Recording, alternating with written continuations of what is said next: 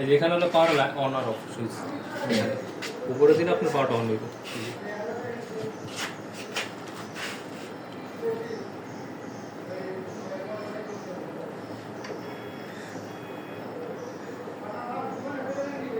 মেশিনটা যখন আপনার অন হইব তখন এখানে রেডি লেখা থাকবে, আর ডিসপ্লেতে অলওয়েজ এক কপি আপনার এক লেখা থাকবে।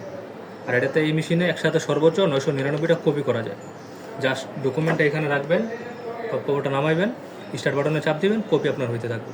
যদি দয়ারে পেজ শেষ হয়ে যায় এখানে লাল বাতি ধরবো আর অ্যাড পেপার লেখা উঠবে, আর পেজটা দিবেন ধরে এইভাবে এইখানে। এটা ছোট বড় করা যায়, এখানে অবশ্যই ধরে নেওয়া লাগবে। লকে চাপ দিতে হবে। তোমার কামটা ধরে গেছে না, এখানে আর কোনো সিগন্যাল থাকবে না। এখন হলো ফটোকপি কীভাবে করবে, এটা অফিস জানো একটা ডকুমেন্ট দাও, লেখা হলো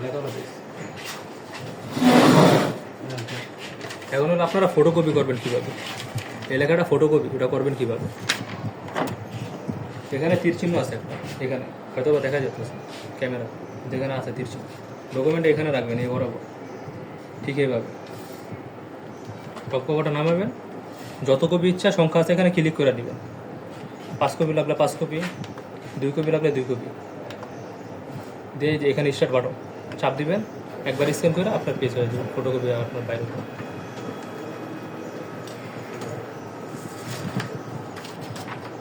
এটা হলো আপনার ফটোকপি, আর এটা হলো আপনার অরিজিনাল ডকুমেন্ট। এটা হলো অরিজিনাল ডকুমেন্ট আপনার, আর এটা হলো আপনার ফটোকপি। এটা হলো সিমপ্লেক্স শুধু এক পাশের ক্ষেত্রে, এখন হলো ডুপ্লেক্সের ক্ষেত্রে কীভাবে আপনি ফটোকপি করবেন